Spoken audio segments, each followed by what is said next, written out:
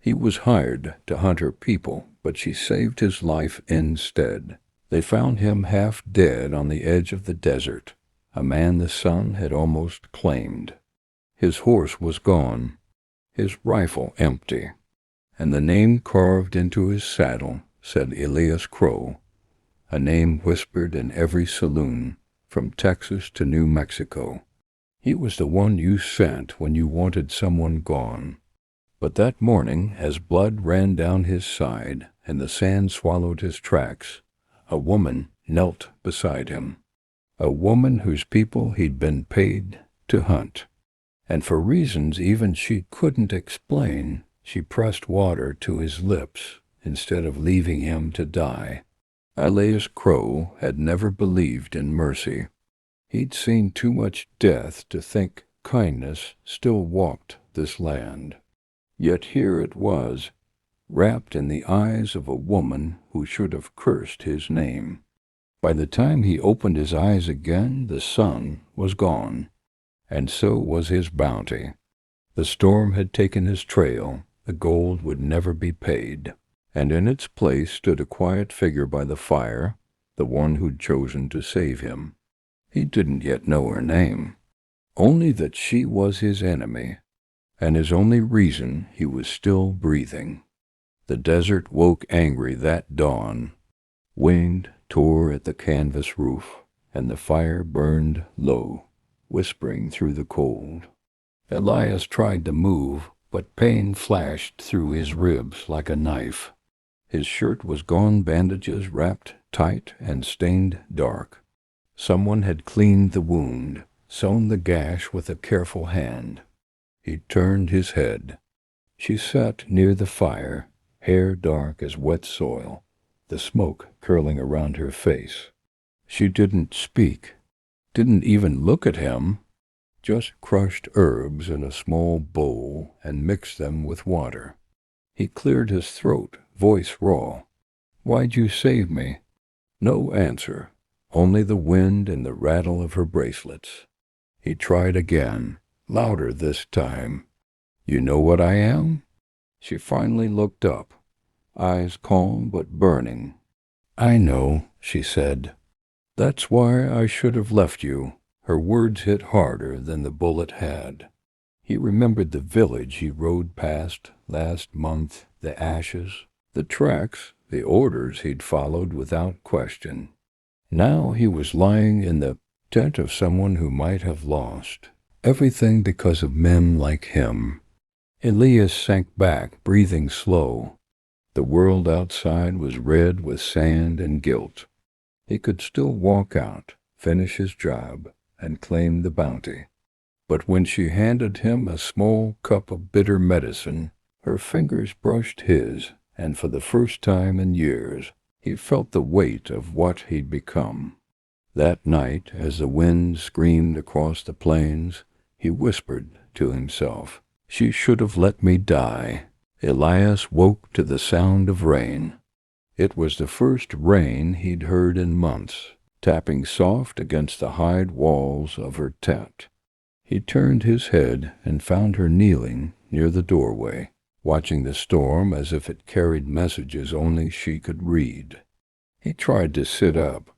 Pain cut through his ribs again, and she turned quickly. "You'll tear the stitches," she said quietly. Her voice was steady, too steady, for someone who'd dragged a dying enemy out of the desert. He frowned. "You talk like a nurse." "I'm not," she said, "but I buried enough men to know how to stop the bleeding." Her name, he learned later that day, was Anoki. Her people once lived along the Red Creek until soldiers burned their camp last winter. Now what was left of them hid in the hills old men, children, and the ones too tired to run again. Elias didn't ask why she stayed behind. He didn't have to. The look in her eyes told him she'd lost more than she cared to speak of. Days passed. He healed slow, and with each sunrise guilt grew heavier. He watched her gather water, mend traps, whispered to a small boy who brought her food. She had a life stitched together from ashes, and he was the reason for those ashes.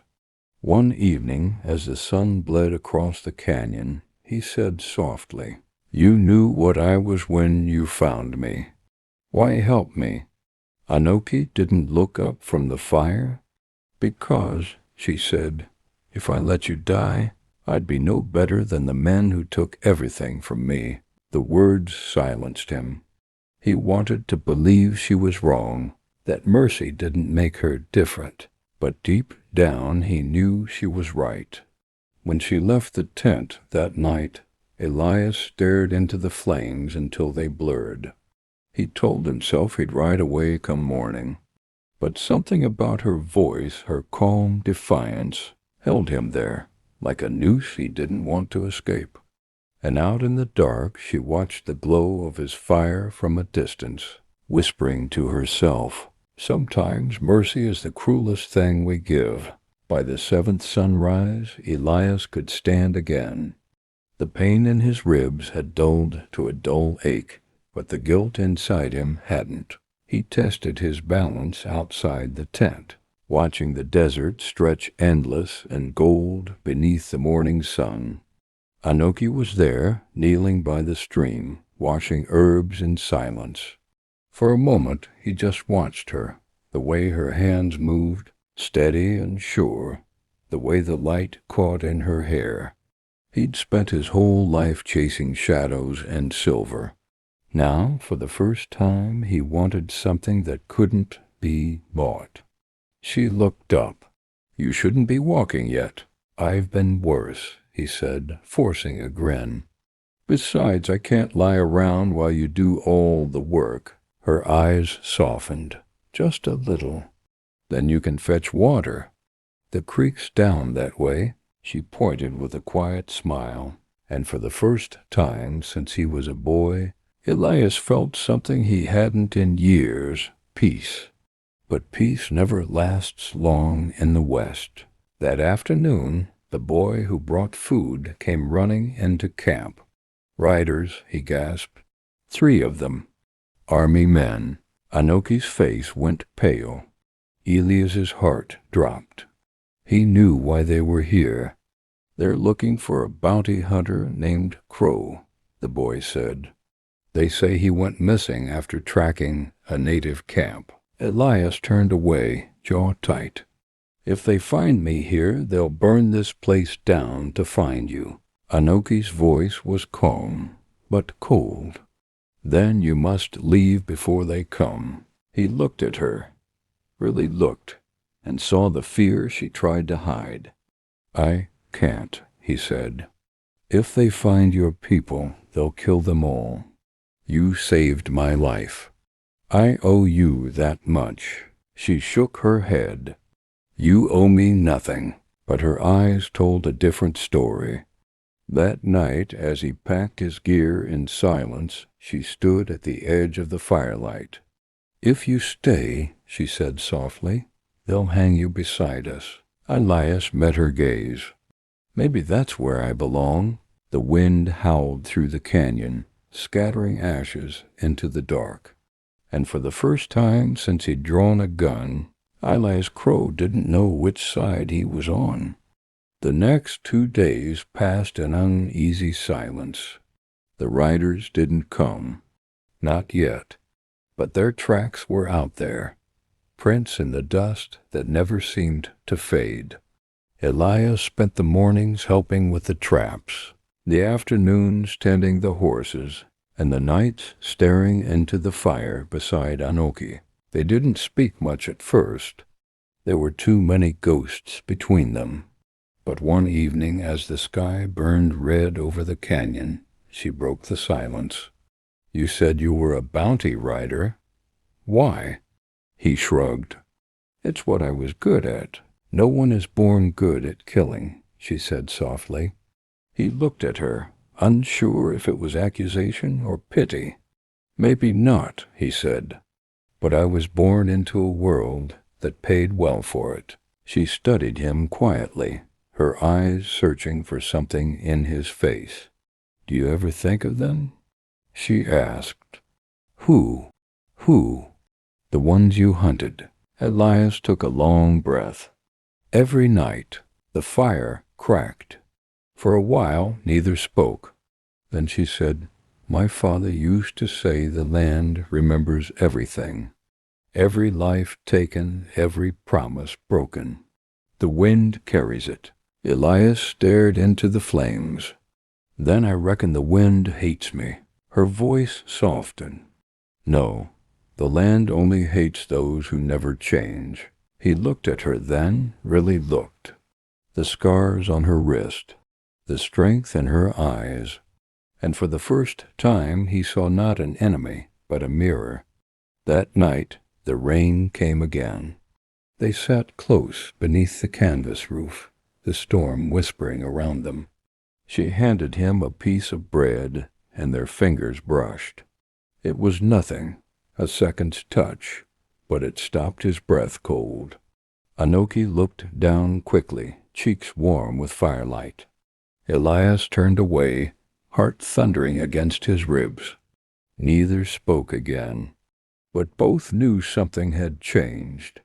When he finally lay down to sleep, Elias whispered into the dark, "She should have let me die before I learned what it means to live." The third dawn came with no warning, just the sudden echo of hoofbeats in the distance, too many to count. Elias froze mid-step, the water bucket slipping from his hand. Anoki's eyes snapped up. She heard it too. "Go," she said sharply, grabbing her satchel. "Take the boy and hide." But Elias didn't move. He knew those riders, the rhythm of trained horses, the shouts of command. "Army scouts," he whispered. "They've found the trail." The boy ran for the canyon path, fear written across his small face. Elias reached for his revolver. His ribs still ached, but his hands were steady. He'd drawn that gun for money, for pride, for vengeance. But now, for the first time, he drew it to protect. Anoki looked at him, panic flashing. "You can't fight them all." "I don't aim to," he said. "I just need to buy you time." They ducked behind the rocks as dust clouds rose beyond the ridge. Shouts echoed closer, men calling his name. "Crow, Elias Crow. You alive out there, boy?" The voice was familiar. Captain Redden, the man who'd hired him. Elias clenched his jaw. Redden wasn't just a commander. He was the kind of man who burned villages for gold and called it justice. Anoki tugged at his sleeve. "You said you owed me nothing." "Then prove it. Leave." He turned to her, eyes fierce. "I can't." "Why?" "Because they'll find you. And if I'm not here, they'll take it out on what's left of your people." The first shots rang out, splintering the rocks above their heads. Anoki flinched, pulling him deeper into the canyon. "Follow me," she whispered. "There's a pass that leads west. If we reach it before sundown, they'll lose us." They ran. The storm of gunfire behind them, the roar of hooves closing in. Dust and blood filled the air, the sun sinking low as the chase tore through the red canyons. By nightfall, the two of them were alone again, miles from camp. Elias's arm bled where a bullet had grazed him. Anoki's hands shook as she wrapped it tight, her breath quick and ragged. "They won't stop," she said. "I know," he replied. "Neither will I." For a long time they sat under the stars, their fire just embers. The desert stretched quiet around them, endless, merciless, alive. And as the cold crept in, she leaned against him, just for a moment. He didn't move, didn't dare. He just let her stay there, her heartbeat steady against his chest. Tomorrow the hunt would begin again. But tonight For the first time, Elias Crow didn't feel hunted. He felt human. The next morning came soft and cold. Mist rolled through the valley like a ghost, and for a moment the world felt untouched.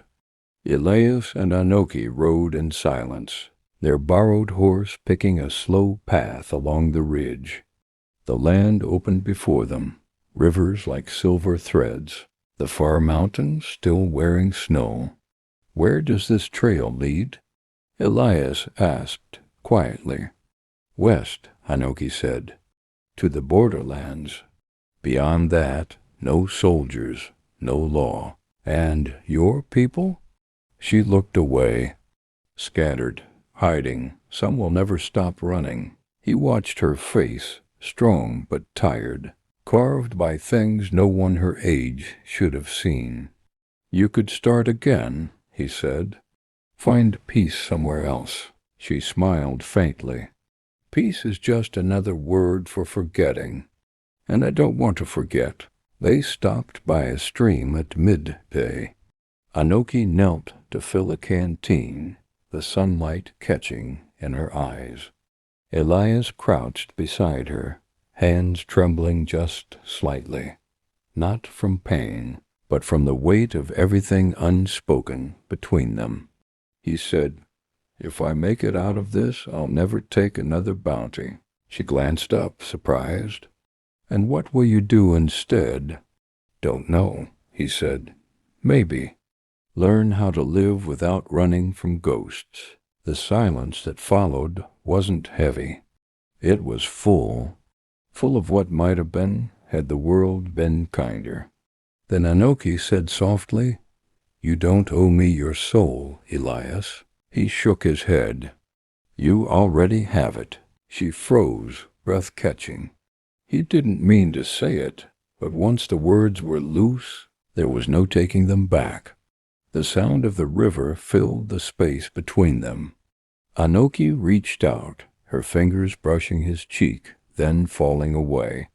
"Love like that has no place here," she whispered. "Maybe not," he said, "but it's all I've got left." They sat like that until dusk, two broken hearts trying to believe the world could forgive them. When they finally crossed the shallow river, the sun burned low behind them, painting the water red. Neither of them spoke, but both knew that from that moment on, their lives were bound, not by fate, not by mercy, but by choice. The storm that had been building for days finally broke, thunder rolling like cannon fire across the valley. Elias and Anoki had found an old cabin near the river, the wood half rotted, roof leaking, but enough to keep the rain off. They made a small fire, and for a moment it felt almost like peace. Elias sat by the flames, sharpening his knife, not for killing, but for the comfort of habit. Anoki watched him, her face half lit by firelight. "You still don't trust me," she said. He stopped. "That's not true." "Then why do you keep that knife close?" He looked at it, then at her. "Because the world taught me not to trust anyone, not even myself." Anoki didn't answer. She only turned away, staring into the storm outside. And that was when she saw it, a glint of steel through the trees. She froze. "Elias," she whispered. He looked up. "What is it?" "Riders." He moved fast, kicked out the fire, grabbed the rifle, and pulled her toward the back door. But it was too late. Shouts echoed in the rain, English voices angry, armed. "The bounty man's in there? And the girl?" Elias' stomach dropped. How did they find us?" Anoki's voice cracked. "You told them? Didn't you?" He spun toward her, eyes wide. "What? No." But her face said she didn't believe him. Not completely. The door burst open, soldiers pouring in, rifles raised. Elias fired once, twice. Wood splintered, smoke filled the cabin. He grabbed Anoki's hand. "Run!" They crashed through the back wall, sprinting into the storm. Bullets hissed through the rain. One grazed his arm. Another hit the ground inches from her feet. They dove behind a fallen log, gasping. Elias shouted, "Someone betrayed us." Anoki's eyes were full of tears and fury. "Then maybe it was you." Those words cut deeper than any bullet. He froze, staring at her, drenched and shaking. "All I've done is try to keep you alive," he said quietly. "And now they're here because of you," she whispered. "Because of what you are." The thunder swallowed his reply. Then a rifle cracked. Anoki jerked forward, a red bloom spreading through her sleeve. Elias caught her as she fell. "No, no, no, stay with me," he shouted, pressing his hand against the wound. The riders' voices grew louder. Elias lifted her into his arms, running blindly through the storm, every breath a curse and a prayer. Behind them, the cabin burned. Ahead, the wild stretched on, endless, merciless, and soaked in rain. The night swallowed them whole. Elias rode hard through the storm, one arm around Anoki, the other gripping the reins so tight his knuckles went white. Her head rested against his chest, her breath shallow, her skin cold. "Stay with me, Anoki," he murmured. "Just stay with me." The horse stumbled through the mud, lightning flashing across the sky, showing the trail and the riders still behind them. There were at least 4, maybe 5. The army wanted their prize, and Elias knew they wouldn't stop until both were dead. He found a cave by dawn, a small hollow carved into red stone. He carried her inside, laid her gently on the ground, and tore his shirt into strips to bandage her arm. The bleeding had slowed, but she'd lost too much. When her eyes opened, barely, she whispered, "You should leave me." Elias shook his head. "I ain't leaving you. Not after all this. You can still save yourself. Not without you," he said. "Don't ask me to." Her hand reached up, trembling, touching his cheek. "Why would you throw your life away for someone you were paid to hunt?" He swallowed hard. "Because you're the first person who made me wish I'd lived different." Outside, thunder rolled again. He glanced toward the cave's mouth, the dust rising in the distance. The riders were close.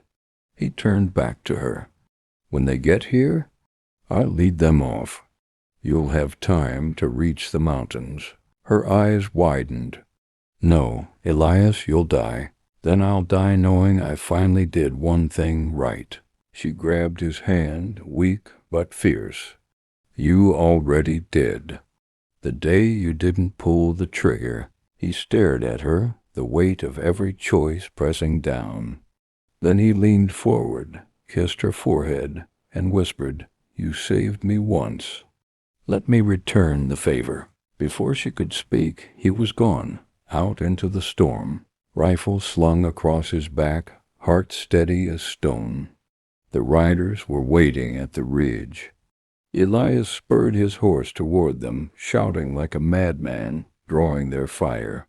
Bullets tore through the rain, horses screamed, thunder cracked like gunfire.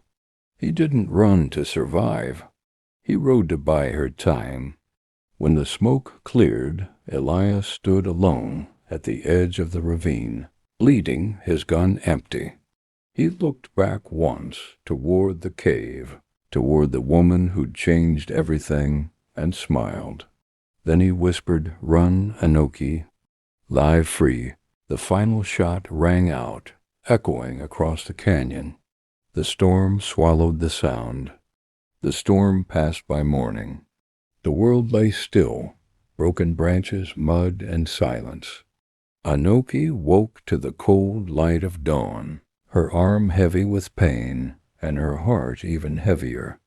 "Elias?" she whispered. Only the wind answered. She pushed herself to her feet, stumbled to the mouth of the cave, and saw it, the tracks leading down the ridge, a trail carved by rain and blood. She followed them, step after step through the quiet wasteland, until she reached the place where the land opened wide, the ravine, deep and endless. There, among the stones, lay his hat, his rifle, and nothing else. Her breath broke. She sank to her knees, clutching the hat to her chest. For a long time she couldn't cry. The grief was too big for tears. Then she heard it, a voice in her memory. "Run, Anoki. Live free." She looked up at the sky, now clear and soft with morning light, and for the first time she understood. Elias hadn't just saved her life. He'd given her back her future. Weeks later, word spread across the frontier. The bounty rider who turned on his own, who died protecting the woman he was hired to kill. Some called him a traitor. Others called him a fool. But in the quiet hearts of those who knew the story, he became a legend. Anoki disappeared after that. Some said she returned to her people. Others claimed she headed west, beyond the borderlands, where the wild still belonged to the wind. But those who rode far enough, who listened close enough, swore they saw her sometimes a lone rider beneath the setting sun, carrying a worn hat on her saddle. And every time the wind rose through the canyons, it seemed to whisper his name, Elias, the outlaw who found redemption and the love he was never meant to have. They say the West was built on blood and dust, but sometimes it remembers love. Some loves are written in dust and blood, but remembered forever. If you believe love can change even the coldest heart, hit subscribe and tell me what you think in the comments.